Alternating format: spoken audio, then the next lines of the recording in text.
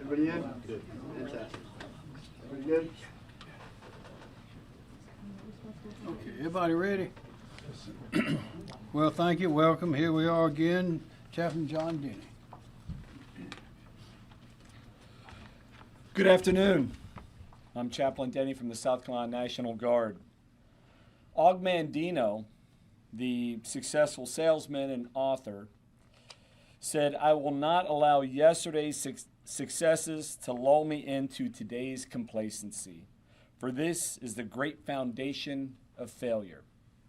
If you're a praying person, I invite you to please pray with me. Gracious Lord, as the storm slowly passes, I pray we will remain vigilant and not let complacency take the place of sound judgment.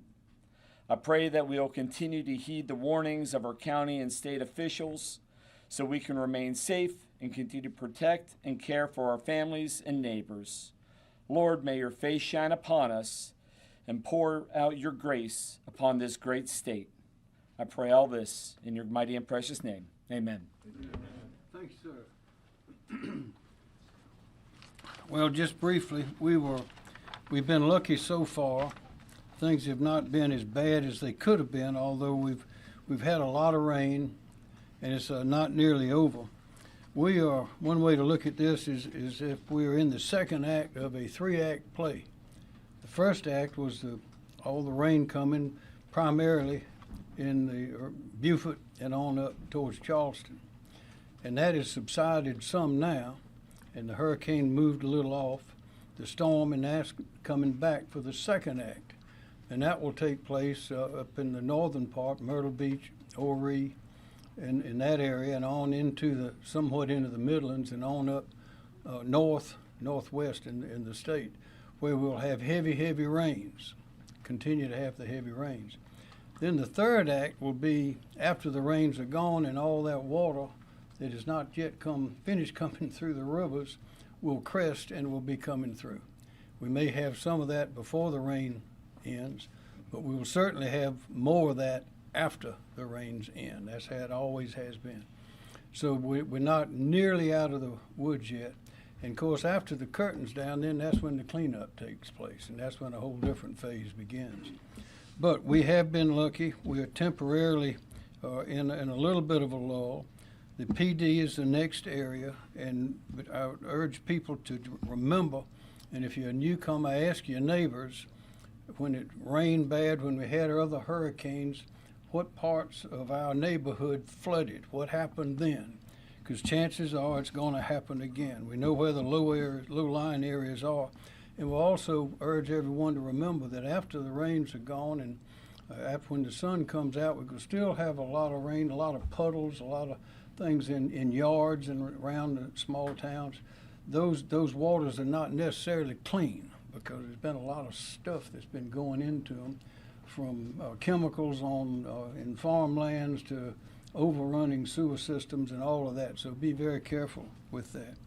So, and also remind people, when you're on these roads and the water's coming down and the water's rising, it can rise very quickly and it can take a vehicle off a road. We've seen it happen before. And I mentioned one time in one of the storms a few years ago, as we were circling in a helicopter, we saw either 2 or 3 men sitting on the hood of a car out in a rural area on a road, and the waters were rising and going right across the road. And we circled around and were radioing back to alert others to come get them. And by the time we got around again, the water was up over the hood and they were up on the roof of the car. And by the time a swift boat got there, they were right up perched on the top getting wet when they got them off of there finally. And if the swift boat hadn't gotten there when it got there, they would have been in much deeper trouble.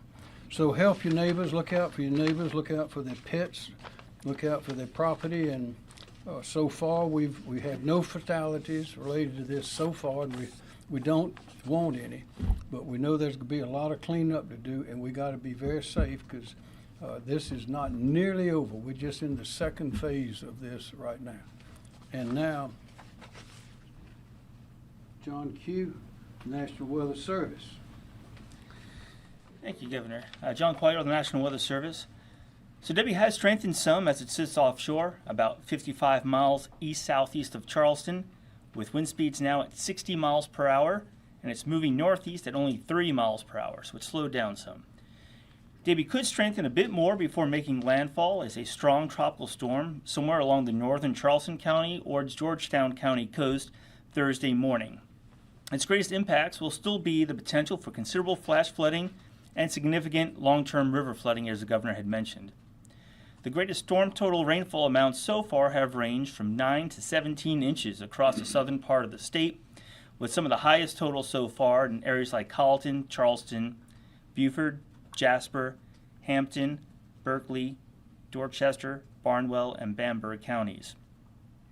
We're currently seeing outer rain bands from Debby impacting the eastern half of the state.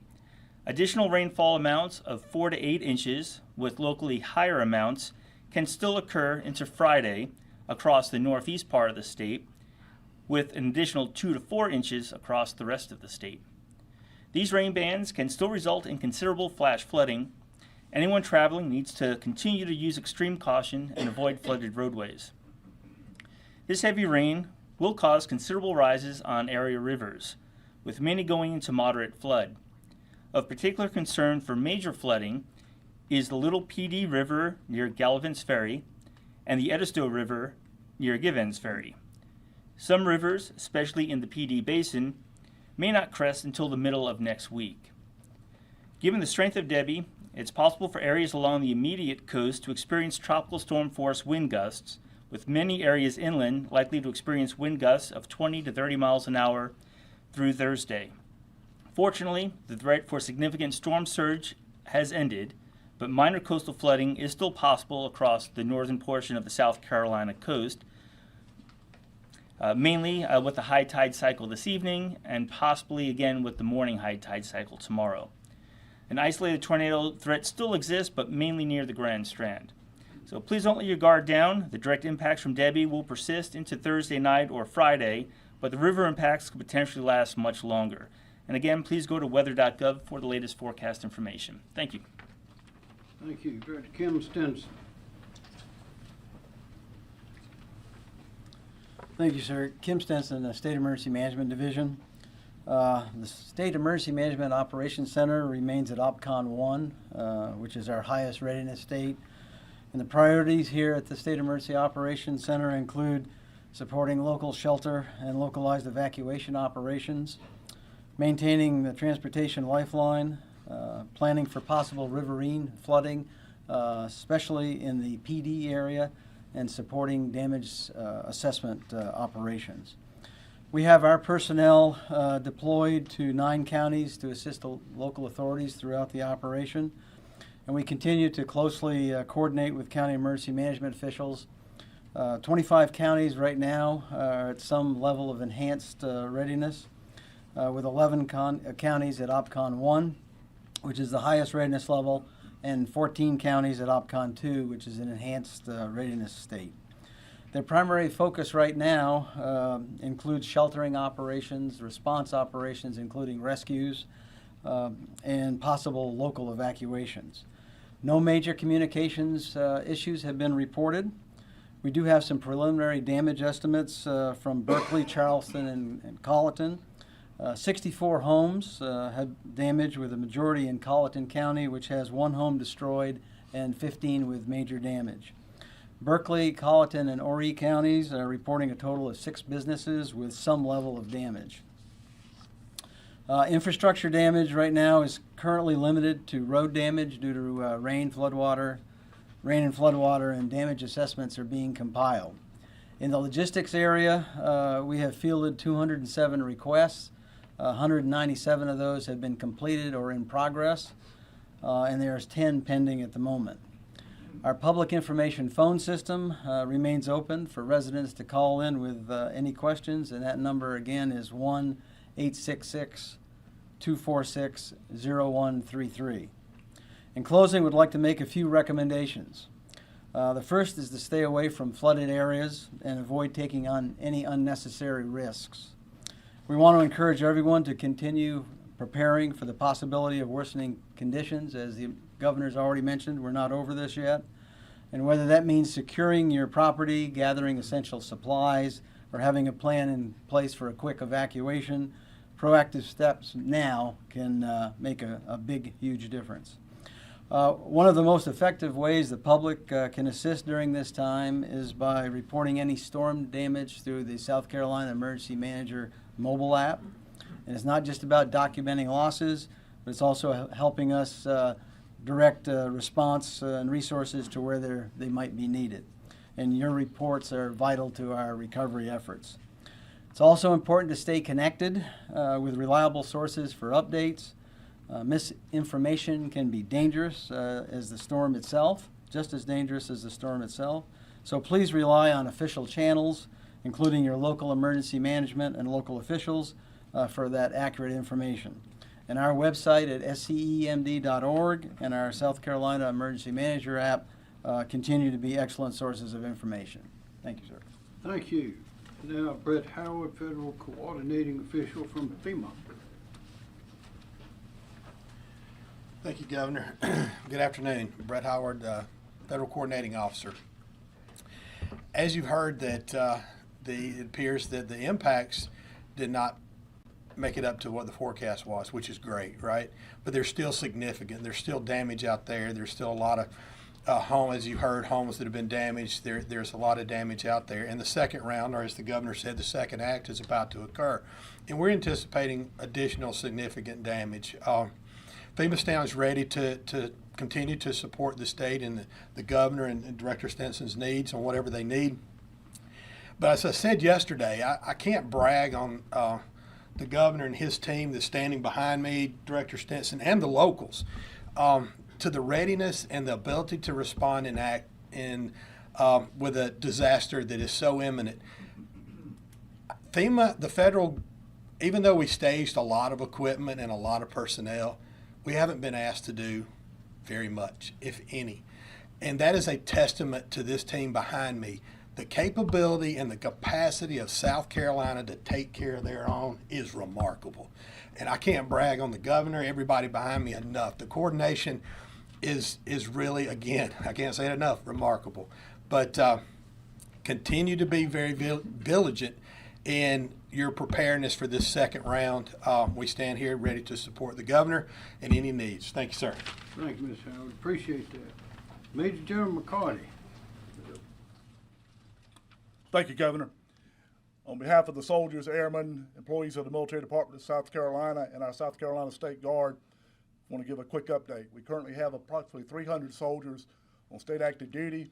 We anticipate seeing about another 60 come on before the end of the day.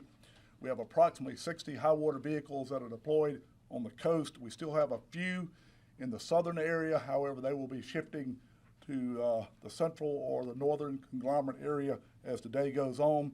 Our focus right now is still in the central coastal region, and we will be shifting those to the northern based upon the anticipated flooding in the PD. We also have some debris clearing teams that are also deployed on the coast. Our liaison officers are still deployed in 6 counties. We are continuing to work there with the local authorities to ensure the National Guard is prepared to support their needs as requested. We're also assessing what additional resources may be needed, whether it's MPs, additional engineers, or just general purpose troops to support the flooding in the PD. As it relates to our aviation assets, we stand by ready to support the needs for search and rescue and to support other needs, but that probably will not be a window capable of flying until sometime Friday.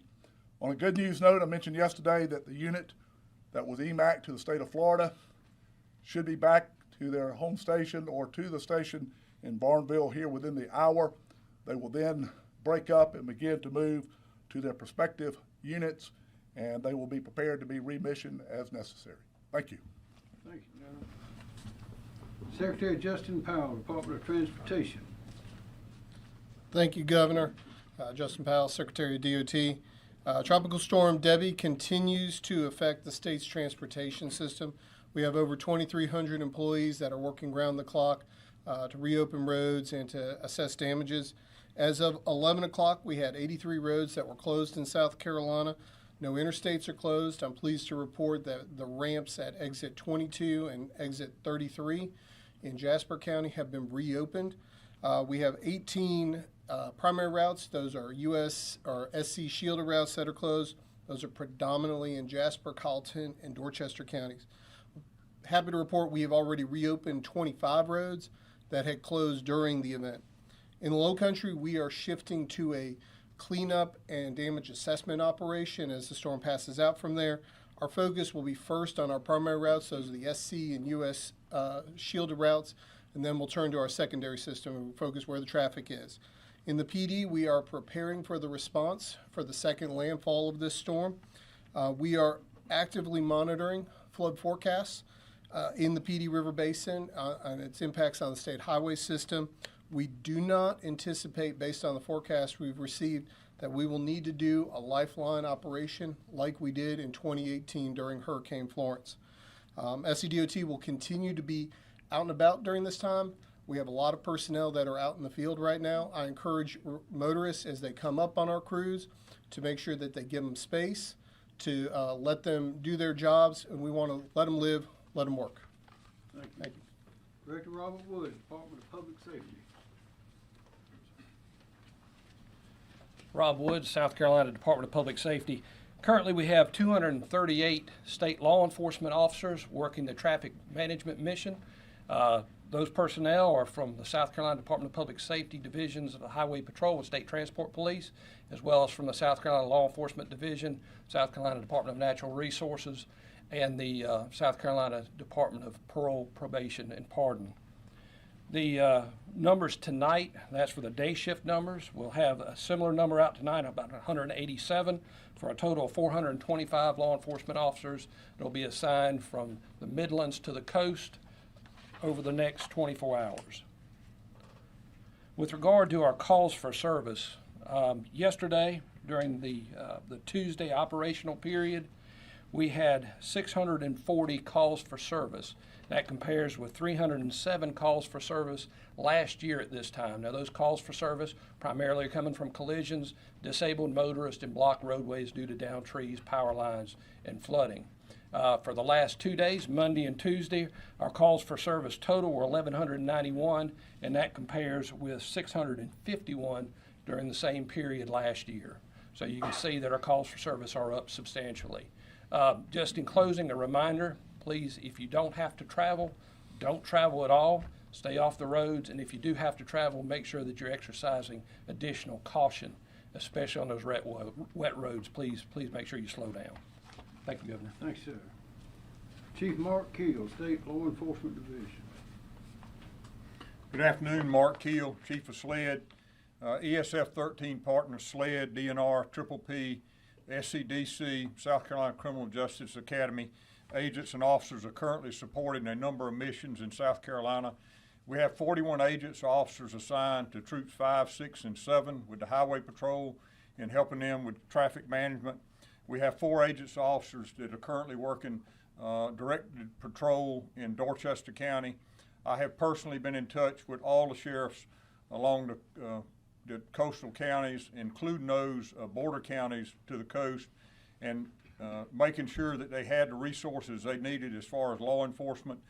Many of the southern counties have gone back to normal operations from the standpoint of law enforcement. We're putting our emphasis now in the PD area, Marlboro, Dillon, Marion, Horry counties, anticipating again the Tropical Storm Debby making landfall and what type rain amounts we end up in the PD area. But we stand ready to support our local law enforcement counterparts wherever they need it. We have the resources in place and available, along with all of our state partners. That's all I have. Thank you, Chief. Director Mike Leach, DSS. Thank you, Governor. Our DSS mass care teams, along with our partners at the Red Cross and the Salvation Army, continue to be deployed at emergency operations centers and shelters across the state in support of county needs. We are working with counties along the coast and river basins to lean forward in anticipation of the projected river flooding concerns and potential shelter openings in the PD area. As of 1 p.m., South Carolina currently has 12 total shelters open across the state. There's a total population of 107 citizens in shelters. At this time, yesterday, we had 11 shelters open with 85 citizens. We actually went up to about 17, and now we're back down to 12. So as this thing is, as the storm is moving, shelters are opening and closing really fast, and citizens are utilizing it and not needing it after a certain amount of time. We're working with the EMD and our partners to be prepared with our teams on potential locations across the PD and potential shelters that are on standby to open. And a couple reminders here. Pets, for people with pets, we want to reiterate the messaging that people should utilize the hurricane guide found at www.hurricane.sc pets or reach out to their county emergency operations centers or emergency shelter if they need to evacuate their pets. They will receive accommodations either on site or through connections with the county mass care team. No one should ever have to worry about having to evacuate and leave a pet behind or be afraid to evacuate because their pet might be turned away. If there is flooding and you need to evacuate, and please bring your pet. Try to also bring items, food, water, pet food and water, carrier, leash, medical records, identification. And if you do have to evacuate yourself in the shelter, your important documents, comfort items, medications, things like that. One other reminder for our early care and education, child care facilities, if you have an active emergency, we do have a hotline so you can report damage, report closures, and request to expand capacity to care for children from facilities that may be affected, and the number is 1-888-825-7174. Thank you. Thank you. Director Myra Reese, Department of Environmental Services. Thank you, Governor, and good afternoon. A quick update from the Department of Environmental Services. Our priorities remain the same. Close communications with our local emergency officials, communications with our dam owners, and coordinating with EMD, the Governor's Office, and other state agencies. Starting with dams, yesterday I know you recall that I reported that there was one unregulated dam breach in Colleton County.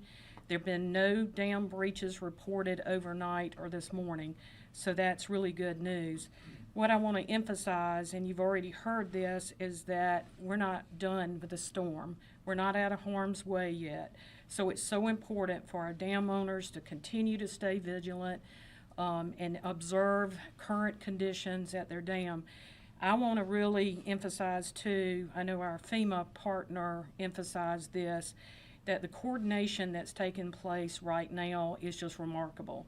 And I have to say again, our local emergency officials are doing an amazing job. And we are providing them assistance along with DOT. And if there's any questions, we're working up different scenarios. You know, we got to not only be thinking about individual dams, but a series of dams as well. And so that coordination and just planning just keeps continuing throughout this storm. So I guess from the next steps for us as far as dam safety after the storm passes by is we think that we'll be ready Friday morning to put teams together to go out and do post-storm assessments. And that's going to be really critical information for us that tells us how they fared and if it really put some of the dams in a condition that we need to require some actions. Probably we'll be doing assessments of several hundreds of dams, and we plan to have those completed by the weekend. Drinking water and wastewater facilities, we're not aware of any impacts to drinking water systems to this point. Wastewater, we continue to get some reports of sanitary sewer overflows, mainly in the low country and the PD area, and they're making the appropriate public notifications for that. And then as far as coastal impacts, we haven't received any reports of damage to structures or property along the coast. As I mentioned yesterday, we know that we'll probably be doing some work at Edisto, and we'll continue to send some post-storm assessment teams from our coastal office out on Friday as well. That's it. Thank you. Director Emily Farr, Labor Licensing Regulation. Thank you, sir. Just a brief update on the state's search and rescue efforts. We've continued to work very closely with the local fire chiefs and the counties to make sure that they have all of their needs met. I'm happy to say that at this point we have not had to do any swiftwater rescues or rescues by the state teams. It's not to say that the local level teams may have performed rescues within the local areas, but the state has not needed to do so. We have done 2 assisted evacuations with the state task force. One team in the city of Charleston assisted EMS with preparing a patient for transport and another civilian to get out of a flooded area. At this point, we're really, as you've heard from many before me, we're looking at moving assets and resources north toward more of the PD region throughout the day today, looking at what resources might be needed there for the next act of this storm. Thank you. Thank you. Director Andrew Bateman, Office of Regulatory Staff. Thank you, Mr. Governor. Andrew Bateman, South Carolina Office of Regulatory Staff. Good afternoon. As of right now, we stand at approximately 2,716 storm-related outages statewide. However, as the storm moves north, we do expect the PD region to be significantly impacted and are expecting widespread power outages. After speaking with utility representatives, I know that their crews are working diligently around the clock to restore power as it is safe to do so. However, please be mindful that as flooding occurs, it may impact their ability to restore power and may actually cause some delays. Thank you, Mr. Governor. Thank you. Okay. Well, I want to recognize, of course, we have our signers with us today again, Holly May and Josie McDaniel Burkett. We appreciate that. And also, you need to know that we had with us earlier today Admiral Doug Schofield of the Coast Guard, and also his Master Chief Gibson, that were with us for a good while and sat through the meetings with us and are fully on board and ready to help. Does anyone have any questions? A question for John about, we just keep talking about the PD, and a lot of people might be a little worried about the impacts out there. Can you elaborate a little bit more about when it comes to what folks might be seeing? Is it a little bit of wind? I know we're talking about the rain and obviously the flooding, but kind of drill down a little bit more on what we might be seeing out there. Yeah, we're already seeing those rain bands moving back on shore. We had a little bit of a lull this morning in the precipitation, but that's already started to redevelop and spread inland. As Debbie gets a little bit closer to the coast, the winds will likely pick up later today, tonight, into tomorrow morning.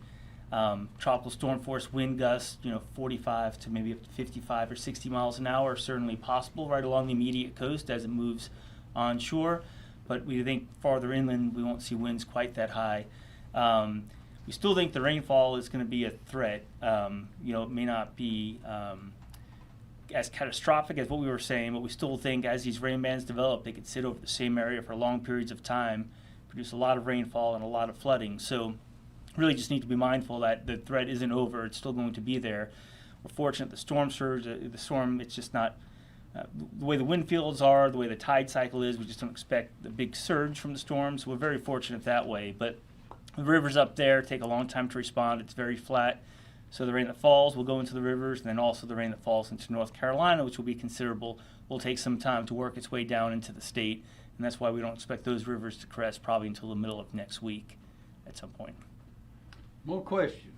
Yes, sir. Governor, you just mentioned speaking with the Coast Guard this morning. Do you know if the Coast Guard has had to make any rescues or been involved in those situations?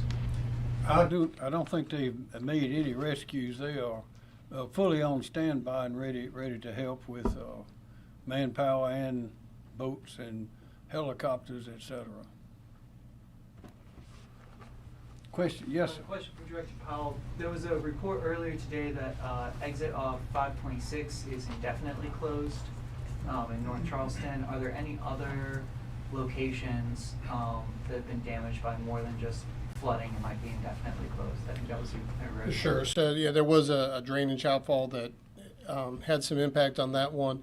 But what I would say is right now we're in that stage where a lot of the water is receding. So we've got to see where those damages are. And so once we do that, that's part of our activity over the next several days, particularly as the rain stops, the water starts receding, we'll go through. We will take a look at the damages out there, if they can be done by our crews or if we need to bring in a contractor to repair them. But we'll work on it expeditiously, and we basically have 12 assessment crews that are ready to go basically go throughout the state, look at those damages, and to make determinations quickly.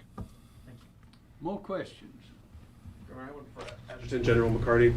Just when we talk about moving resources to the PD region, obviously there's been a history with the town of Nichols suffering some substantial flooding over the past couple of years with those storms. Any concerns about that this go around? Are you guys putting resources in those areas specifically? We'll be repositioning high water vehicles into Nichols area and probably our debris clearing teams. We'll be working with the local authorities to ensure that we have the resources that they need and are monitoring the areas of concern that they would have. And if there is a need to bring in additional equipment, whether it's what we have in the state or to utilize Title X assets, we are in a position to make those calls and have those resources brought to South Carolina. Thank you. Director Ben Duncan, can you comment on that? Yes, for the town of Nichols, we have a couple of infrastructure projects going on, stormwater drainage, and we have a home buyout project going on there. So we are well aware of the problems in Nichols that we're trying to fix. How many homes have we fixed or renovated or removed? Total from all the previous storms, 3,440 homes, and we have a few more to go, and we should be complete by the fall. And we have some plans, and we have at least 25 plans and studies for other areas that don't quite understand their flooding issue, and we're trying to address those flooding issues now. That's the Office of Resilience. Questions? Any more? Yes, sir. For Director Reese with Environmental Services, it's my understanding that earlier in the year, the department applied for FEMA funds through the National Dam Safety Program. I'm wondering, particularly if after the storm, you mentioned kind of post-mortem dam inspections, there is a need to make significant repairs. Do you know any sense of the timeline, details of accessing those federal funds?